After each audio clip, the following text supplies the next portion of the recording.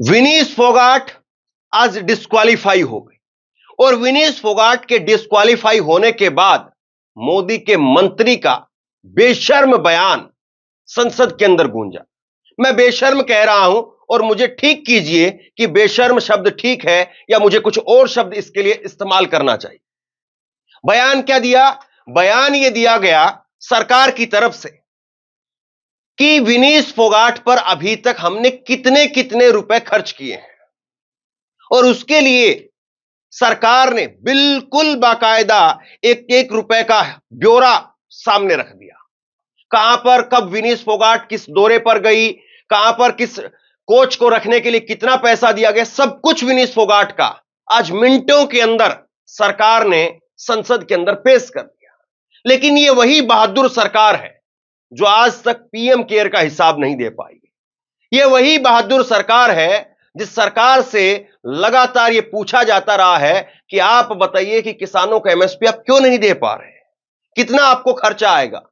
आप आंकड़े पूछिए इस सरकार से, कोरोना के अंदर कितने लोग मारे गए, सरकार आंकड़े नहीं बताती। लेकिन आज सरकार ने मिनटों के अंदर बता दिया कि 70 लाख रुपए हमने विनीस फोगाट पर खर्च किए हैं। है ना गजब बात, जो सरकार अपना हिसाब किताब नहीं दे पाई। और यह भी छोड़ दीजिए, आप बताइए कि बड़े बड़े पुल, बड़ी बड़ी सड़कें वो तबाह हो जाती है, राख हो जाती है, खाक हो जाती हैं, उसके बारे में सरकार कुछ नहीं कहती है। अयोध्या का रामपथ, उसमें गड्ढे पड़ गए, करोड़ों रुपए की लागत से वो बना था, सरकार का कोई बयान नहीं आया कि किस ठेकेदार को कितना रुपए दिया गया, किस मंत्री को कितना रुपए दिया गया, किस विभाग में कितना घाटा हुआ, कोई बयान नहीं आया। किसने कितना रिश्वत खाई, कोई बयान नहीं आया। लेकिन विनीस फोगाट उधर से डिस्क्वालीफाई होती है और इधर से लिस्ट जारी कर दी जाती। मनसुख मांडविया ये बयान लेकर के सामने आए।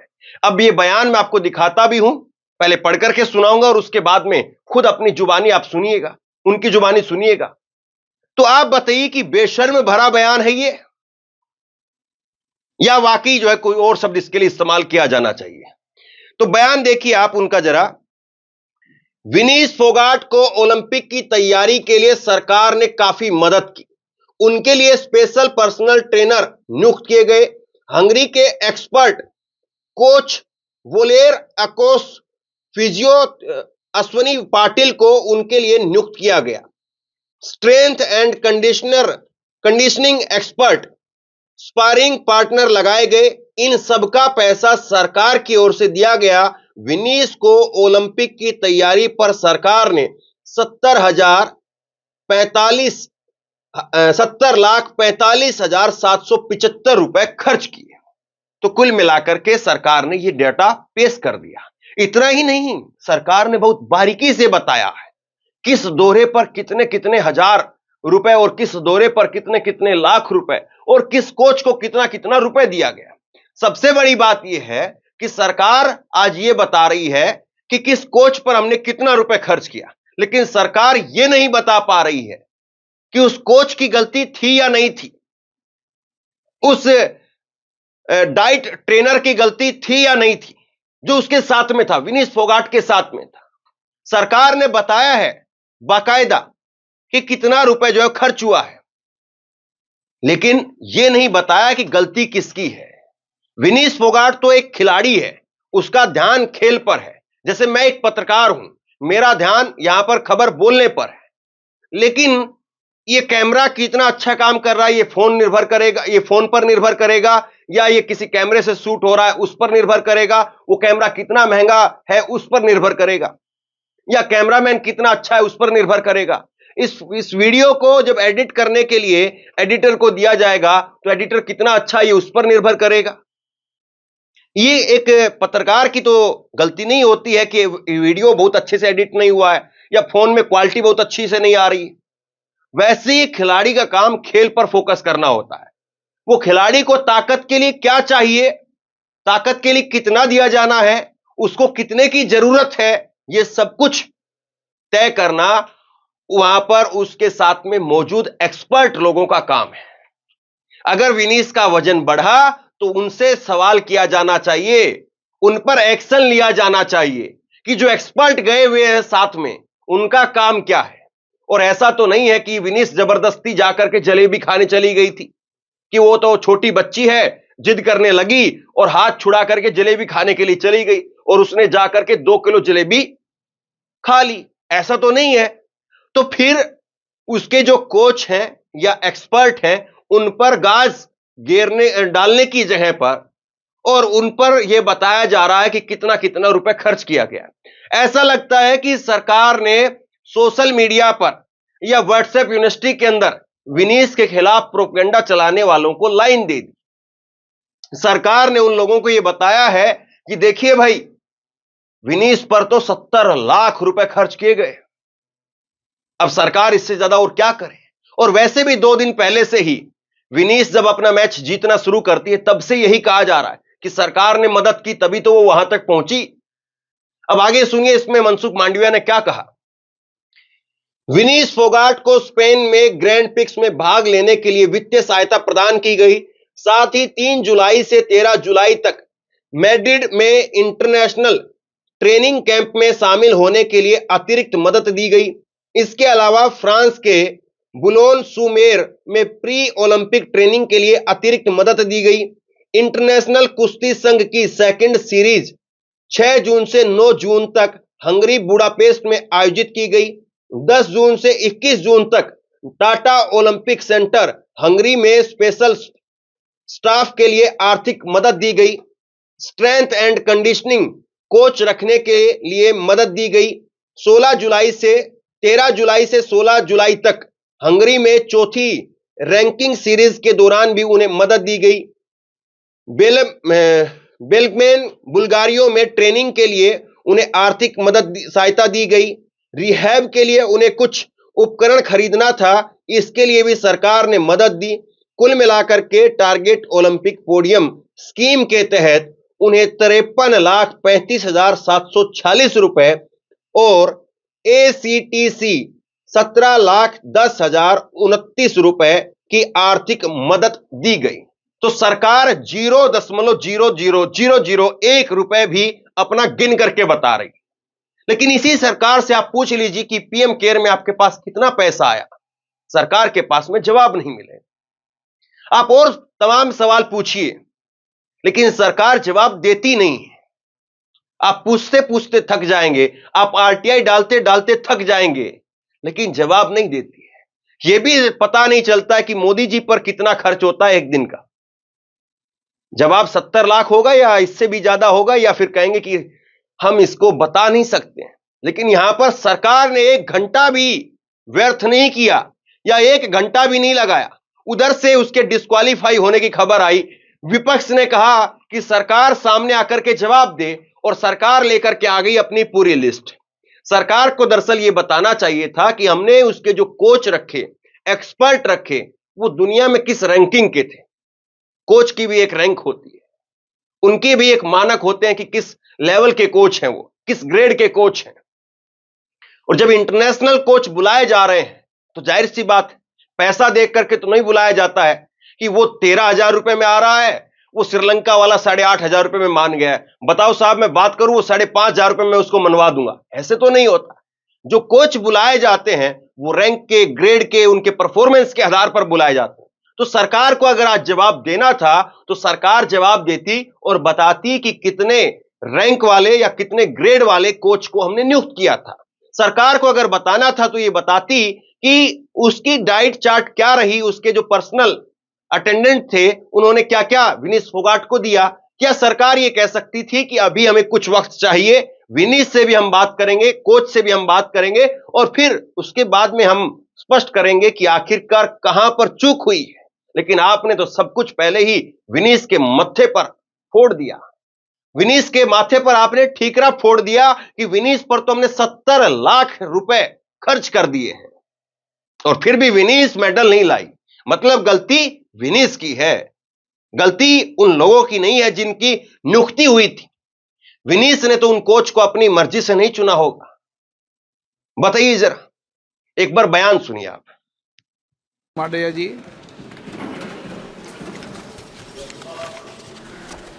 स्पीकर साहब, भारतीय wrestler Vinesh Phogat Paris Olympic की स्पर्धा से बाहर होने पर मैं एक वक्तव्य देना चाहता हूँ। भारतीय रेसलर विनेश फोगाट को तय कैटेगरी में ज़्यादा वजन 100 ग्राम होने की वजह से पेरिस ओलंपिक से बाहर होना पड़ा है। विनेश 50 केजी की कैटेगरी में खेल रही थी। स्पर्धा के लिए विनेश का वजन 50 किलोग्राम होना अनिवार्य था। यूडब्ल्यूडब्ल्यू के नियमों और विनियमों के अनुसार सभी प्रतियोगिताओं के लिए संबंधित श्रेणी के लिए प्रत्येक सुबह वजन माप का आयोजन किया जाता है। अनुच्छेद 11 के अनुसार यदि कोई एथलीट वजन माप प्रथम अथवा द्वितीय में भाग नहीं लेता है अथवा असफल हो जाता है तो उसे प्रतियोगिता से बाहर कर दिया जाता है और बिना किसी रैंक के अंतिम स्थान पर रखा जाता है। 7 अगस्त 2024 को 50 किलोग्राम महिला कुश्ती के लिए वजन का निर्धारण 7:15 और 7:30 पेरिस समय के अनुसार रेपोचेज और फाइनल में भाग लेने वाले पहलवानों के लिए किया गया था। विनेश का वजन 50 किलो 100 ग्राम पाया गया, इसलिए वे स्पर्धा के लिए अयोग्य घोषित की गई। इस मामले को लेकर भारतीय ओलंपिक संघ ने अंतर्राष्ट्रीय कुश्ती संघ से कड़ा विरोध भी दर्ज किया है। नेशनल भारतीय ओलंपिक संघ की अध्यक्षा पीटी उषा भी अभी पेरिस में है। प्रधानमंत्री जी ने स्वयं उसके साथ बातचीत करके उचित कार्यवाही करने के लिए, उचित एक्शन लेने के लिए भी उसको कहा गया है। विनेश मंगलवार 6 अगस्त को 3 मुकाबले जीतकर 50 केजी रेसलिंग ओलंपिक में फाइनल में पहुंचने वाली पहली भारतीय महिला रेसलर बनी थी। सेमीफाइनल में उन्होंने क्यूबा की पहलवान गुजमान लोपेजी को, क्वार्टर फाइनल में यूक्रेन की ओक्साना लिवाच और प्री क्वार्टर फाइनल में वर्ल्ड चैंपियन जापान की यूई सुसाकी को 3-2 से मात दी थी। उन्हें बुधवार 7 अगस्त की रात करीब 10 बजे गोल्ड मेडल के अमेरिकी रेसलर सारा एन हिल्डरब्रांड से मुकाबला करना था। जहां तक उनकी तैयारी हेतु सहायता का प्रश्न है, भारत सरकार ने विनेश फोगाट की उनकी आवश्यकता के अनुसार हर संभव सहायता प्रदान की है। उनके लिए पर्सनल स्टाफ भी नियुक्त किए गए हैं जो अपने क्षेत्र के विशेषज्ञ हैं। उनके साथ हंगरी के विख्यात कोच ओलेर अकोस और फिजियो अश्विनी पाटिल हमेशा रहते हैं। इनको ओलंपिक के लिए इनके अतिरिक्त व्यक्तिगत सहायक स्टाफ जैसे विभिन्न sparring partners, strength of conditioning विशेषज्ञ के लिए वित्तीय सहायता प्रदान की गई, जिसका विवरण इस प्रकार है। ओलेर अकोच कोच के रूप में उसके साथ थे, वैन पैट्रिक लॉम्बार्ड स्ट्रेंथ और कंडीशनिंग विशेषज्ञ, अश्विनी जीवन पाटिल फिजियोथेरापिस्ट, मयंक सिंह गरिया स्ट्रेंथ और कंडीशनिंग विशेषज्ञ, शुभम और अरविंद स्पारिंग पार्टनर। इनको पेरिस ओलंपिक चक्र के लिए कुल 70,45,775 की वित्तीय सहायता दी गई है, जिसका विवरण इस प्रकार है। स्पेन के ग्रेट पिक्स में भाग लेने के लिए वित्तीय सहायता, साथ ही 3 जुलाई से 13 जुलाई 2024 10 दिन तक मैड्रिड, स्पेन के अंतर्राष्ट्रीय प्रशिक्षण शिविर के लिए अतिरिक्त वित्तीय सहायता। तो सरकार के बहादुर मंत्री का बयान आपने सुना, और सरकार के बहादुर मंत्री अपनी पीठ थपथपाने में कोई कोर कसर नहीं छोड़ रहे थे। विपक्ष लगातार इस पर नारेबाजी करता रहा, विपक्ष लगातार इस पर सवाल पूछते रहा, लेकिन बुलेट ट्रेन की रफ्तार से यहां पर मनसुख मांडविया धड़ाधड़ धड़ाधड़ धड़ाधड़ धड़ाधड़ एक एक रुपए का हिसाब रखते चले। काश ऐसे ही हिसाब नरेंद्र मोदी बीते 10 साल का दे दे, बीते 10 साल का हिसाब भी दे दे। नरेंद्र मोदी कितनी नौकरियां लगवाई हैं।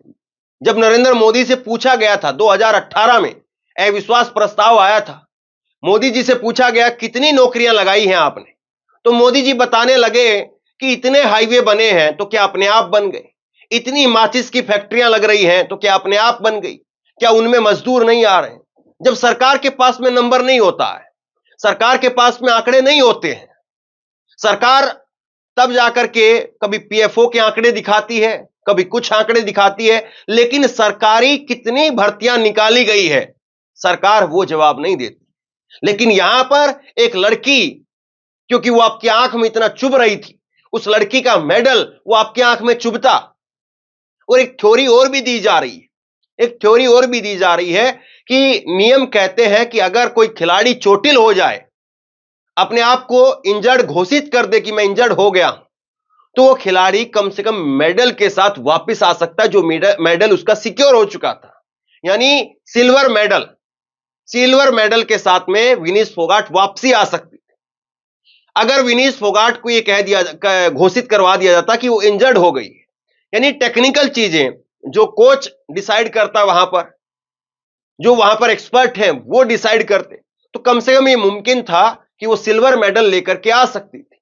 लेकिन क्या कोच को पता ही नहीं था आखिरी तक भी किसका वजन कितना है?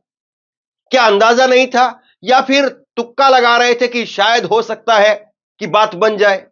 100 ग्राम, 200 ग्राम, 500 ग्राम का उन्होंने लगाया हो कि शायद तुक्का लग जाएगा, बात बन जाएगी। आप बताइए, इंटरनेशनल लेवल पर जब आप खेल रहे हैं, एक एक चीज वहां पर अहमियत रखती है, और वहां पर इस तरह की लापरवाही। कुछ लिस्ट मैं आपके सामने रखता हूं जो हाल के समय पर डैमेज हुई।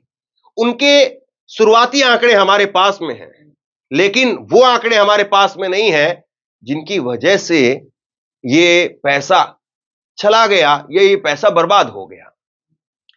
रामपथ अयोध्या के अंदर लागत 844 करोड़ रुपए, उसमें गड्ढे पड़ गए, कितना नुकसान हुआ, कितने लाख रुपए बह गए, कितने लाख रुपए दोबारा लगाने पड़ेंगे, पता नहीं। अटल सेतु लागत 17,840 करोड़ रुपए, दरार आ गई, कितना नुकसान हुआ, पता नहीं।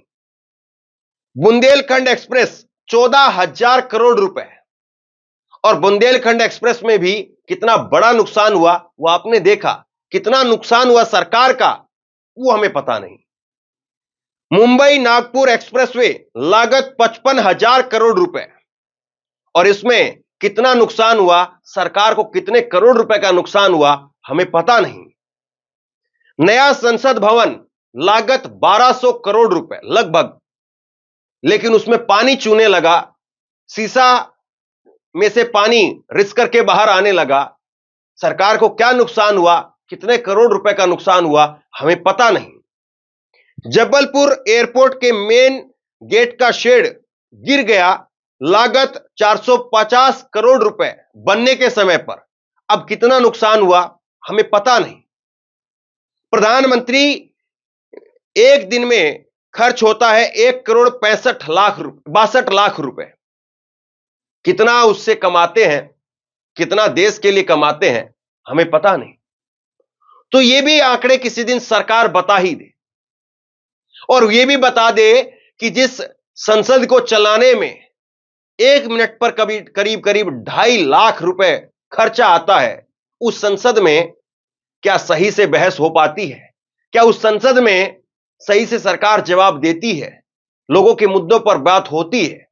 अपनी बातें पता नहीं, बाकी सब कुछ सरकार को जरूर पता है। उम्मीद कर रहे हैं कि ये बयान और इस बयान के मायने सरकार को जरूर समझ में आएंगे।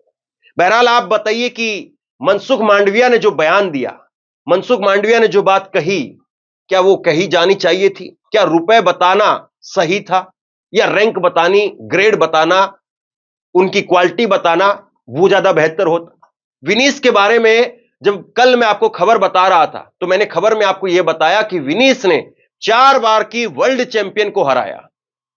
विनीश ने मौजूदा ओलंपिक की चैंपियन को हराया।